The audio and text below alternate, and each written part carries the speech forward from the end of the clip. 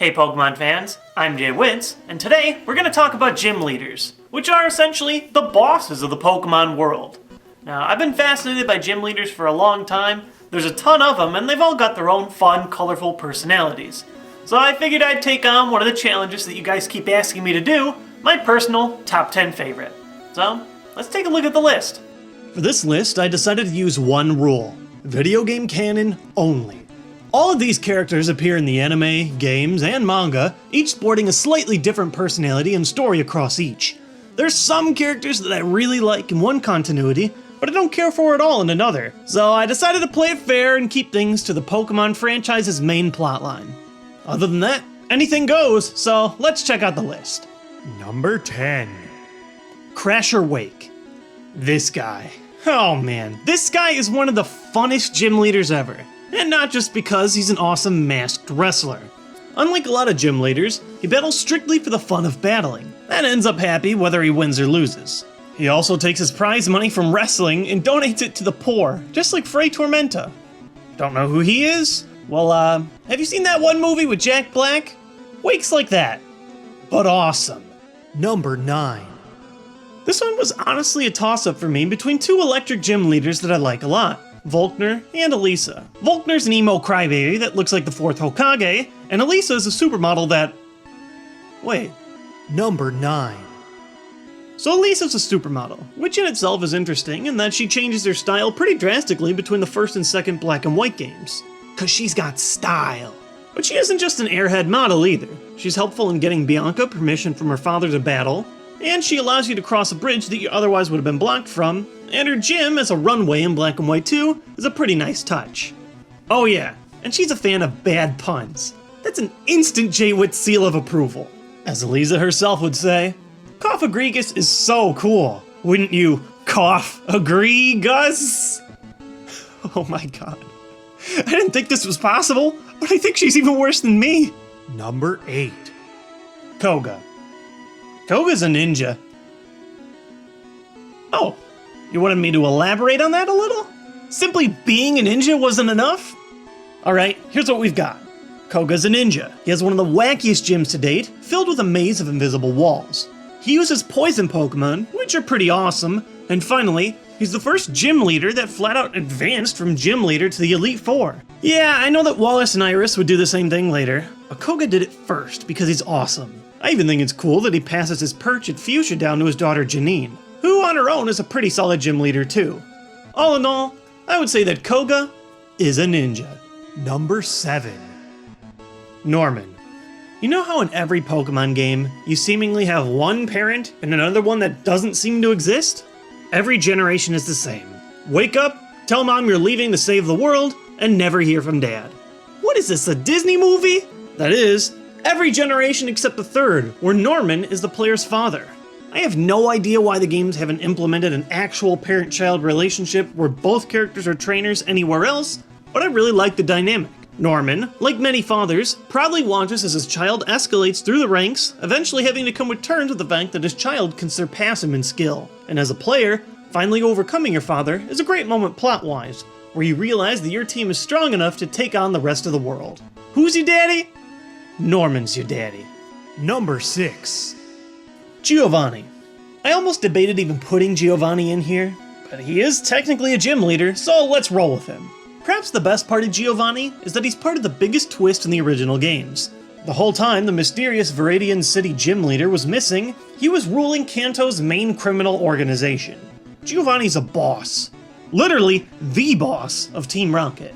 He's ruthless, using Pokemon as tools more than companions, and abandoning his son in order to focus on his own goals.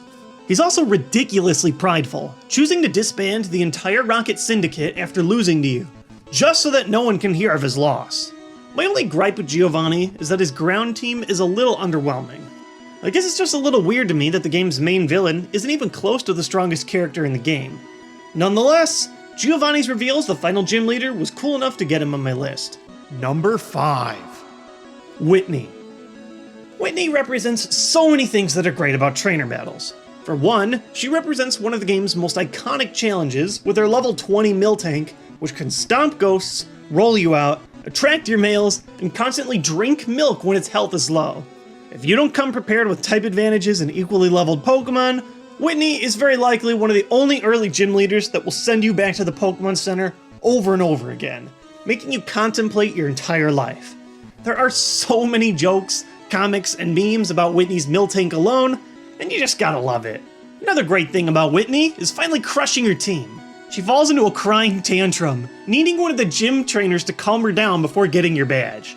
After what her Miltank has done to us all, it is so satisfying to finally make her break into tears. Number 4. Blue. With Giovanni out of the picture in the second generation, Blue ended up taking the position of Radiant City Gym Leader. In itself, it's pretty cool to see characters from the previous generation show up in this one, but it's also nice to see a character that actually develops a little over time. Blue goes from a brat that cares more about his personal image to a defeated champion that learns he has room to grow.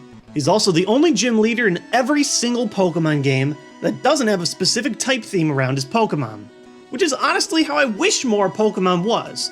I know that type theming is an element of the games that's here to stay, but it does get boring crushing an entire team with one type advantage sometimes. Either way you look at it, making Blue a gym leader was cool in just about every way. Number 3. Claire. As the final gym leader of the second generation, and the first dragon-type gym leader, Claire is one of my favorite females in Pokemon, period.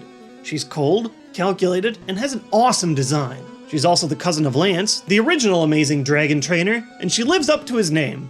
While most women in Pokemon are cute, quiet, and reserved, Claire is confident and cocky. So much in fact that after defeating her in the gym, she flat out refuses to give you the badge until you complete another challenge in the Dragon's Den. Claire doesn't mess around, and that's what makes her one of the best gym leaders ever. Number 2. Blaine. It seems that in Pokemon, the older characters are the ones that have the most hidden secrets to explore. For example, Drayden, who I almost put on here simply because of his awesome beard, talks about how he lived in a time before Pokeballs were invented. Blaine is full of mystery, and that's what makes him so fascinating. The game establishes that Blaine and Mr. Fuji have a history together, and the Pokemon Mansion also highly suggests that Mr. Fuji founded the Pokemon Lab and created Mewtwo. What part did Blaine, who clearly holds onto his history as a scientist with his lab coat, play in all of this?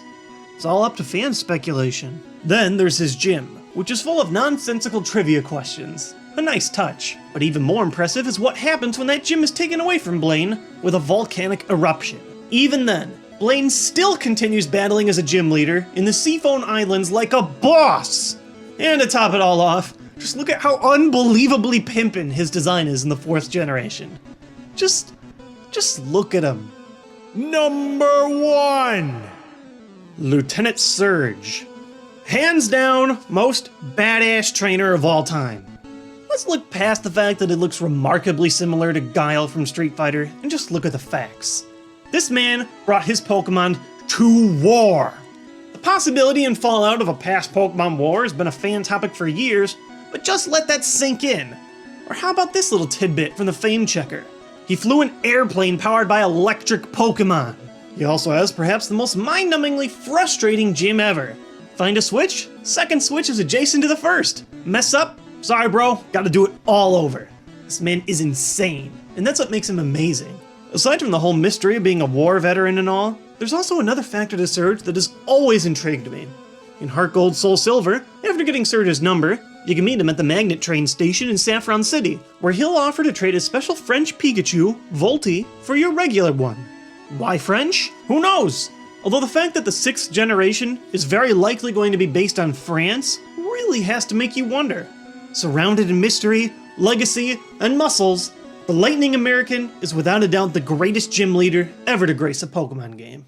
Thanks a ton for watching today's video. If you liked what you saw and you want to learn when my new videos are coming out, you can click that subscribe button right below me.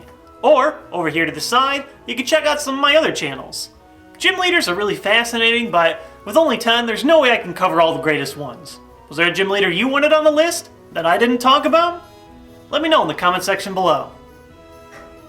You don't even have to let me know, I already know what it is. It's Flannery. You wanted Flannery and you didn't get her. Because she's hot. Because of fire types. You know what? I was wrong. Alisa's not worse than me. I am truly a monster.